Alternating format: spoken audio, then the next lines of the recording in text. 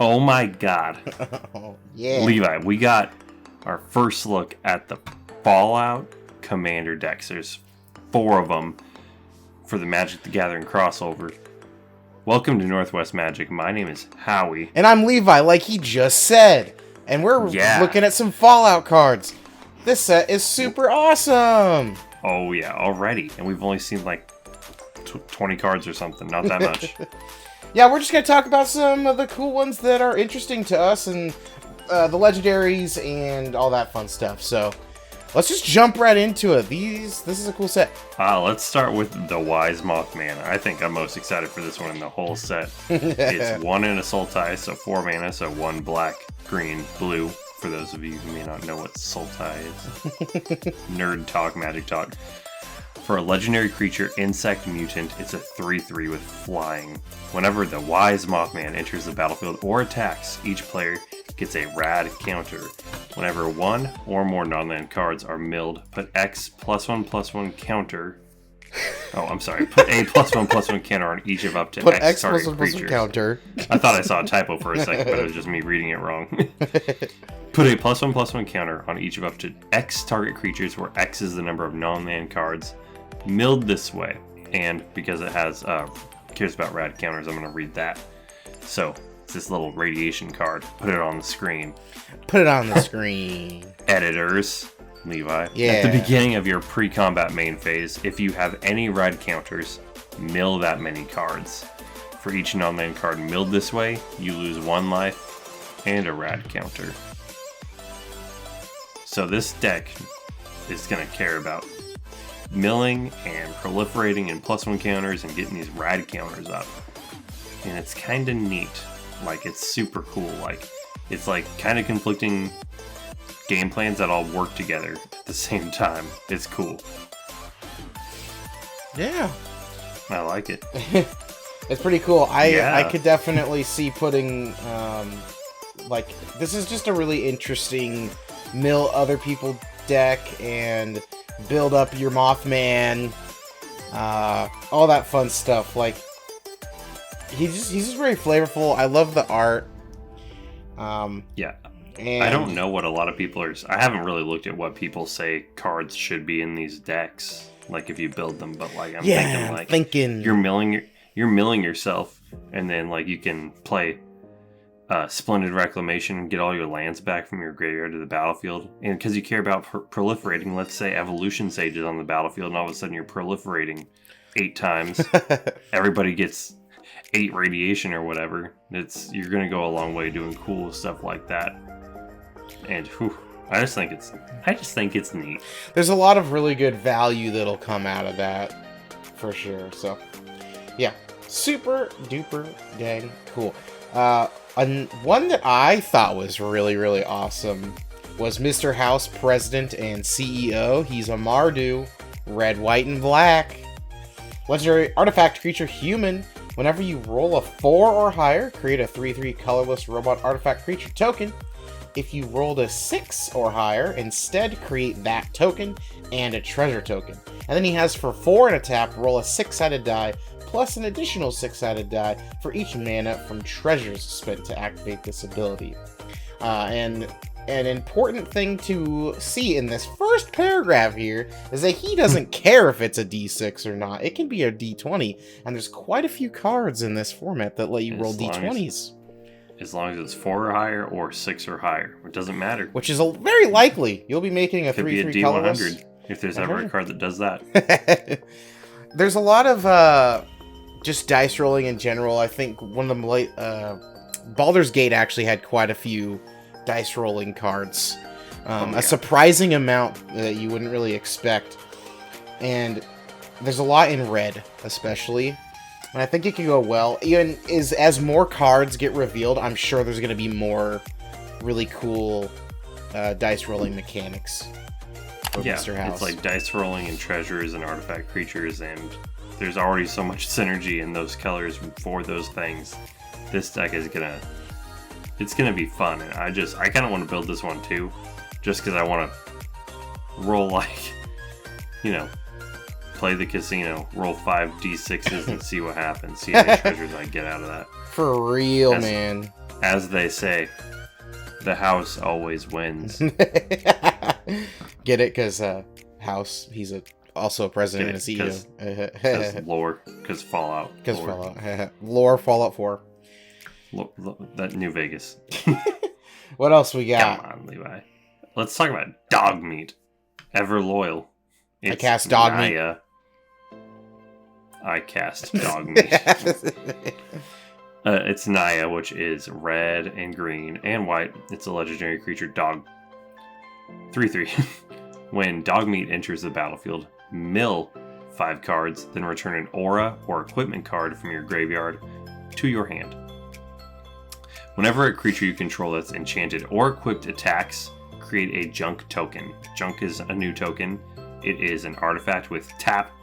Sacrifice this artifact to exile the top card of your library. You may play that card this turn. Activate only as a sorcery. Yeah, it's pretty cool. I really like the flavor because when he enters the battlefield, he's like digging through your library because dogs dig. And he finds you in the game. He finds you, new guns and new like gear and stuff. So that's where the auras and equipment kind of come in and represent that. It's you as your character kind of getting more stuff from dog meat. Super cool. And I really like junk tokens. Like I want to see more of that stuff. Maybe with mono red junk token stuff, because I could go in a lot of stuff. Mono red junk token stuff. It could go in a lot of stuff. Yeah, it'd be cool. Yeah, it fits his rummaging theme that he's got going on. Cause he's a little diggy boy. Little good boy. Yeah, very good boy. Love him. He's awesome. One that I thought was kind of interesting, another legendary, is Caesar, Legion's Emperor, for 1 Adamardu. He's a legendary creature, human soldier. Whenever you attack, you may sacrifice another creature. When you do, you get to choose 2. Create 2 1/1 red and white soldier creature tokens with haste that are tapped and attacking. You draw a card and you lose 1 life. And then he deals damage equal to the number of creature tokens you control to target opponent. He's a pretty, he's a ball character. He almost reminds me a little bit of how Lathril would play, where it's just you want him attacking, you want him building up your army, and every time he attacks, your board's getting stronger and more powerful, and you're becoming more of a threat. It's whenever you attack. He doesn't have to be the one attacking. Oh yeah. He doesn't even have to attack. Yeah. It doesn't matter. It's even better. I like that he does a lot of things you want. The damage, making your board presence bigger, and drawing cards. And I really like that he deals the damage on that last mode, because you can do dumb stuff like give him infect or give him lifelink, You can give him some dumb stuff, and you got the colors for it. Dumb stuff. That's right. Tainted Strike is a black card. If you got a lot of tokens out, it's over. Infect, 1-shot kill. And they would not see that coming. Yeah. Super nasty, super powerful.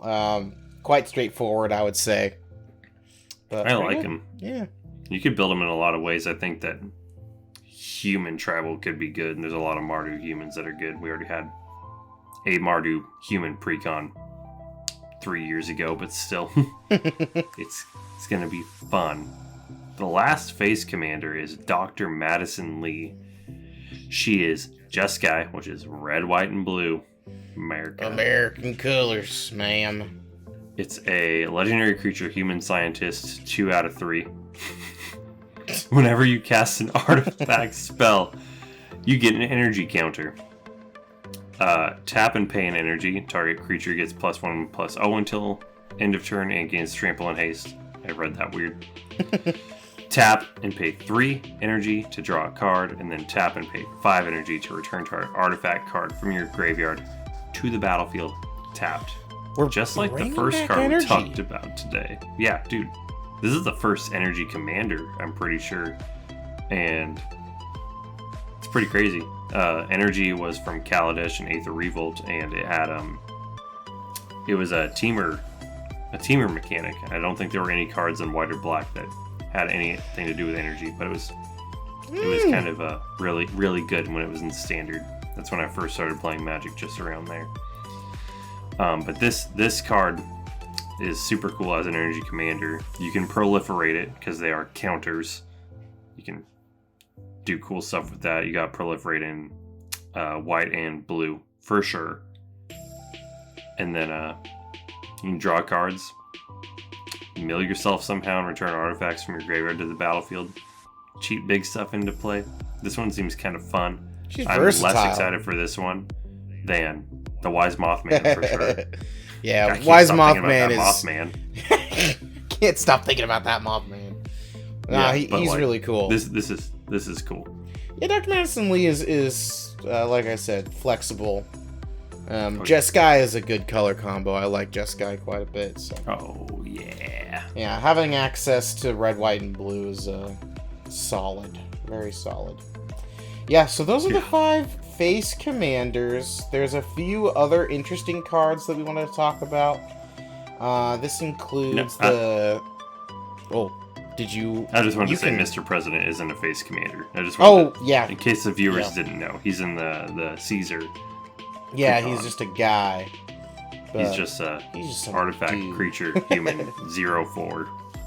Weak. Weak. There's some cool cards in the set though too. Yeah, I think it's worth talking about the Nuka-Cola vending machine and all the cool stuff you can do with it. Let's do it. Let's talk about it. It's a 3-mana artifact. For 1 and a tap, create a food token, and then whenever you sacrifice a food, you create a tapped treasure token. So this is sweet. You got Academy Manufactor out. All of a sudden, you're making all these tapped treasure tokens. Tap to make 3 tokens, and then when you sacrifice the food, you make 3 more tokens. This is honestly, It's a great card. It's versatile. I would put it in artifact decks. I would put it in token decks. I would put it in treasure decks. I would put it in food decks. I definitely put it in food decks. That's for sure. I would definitely put it in a food deck.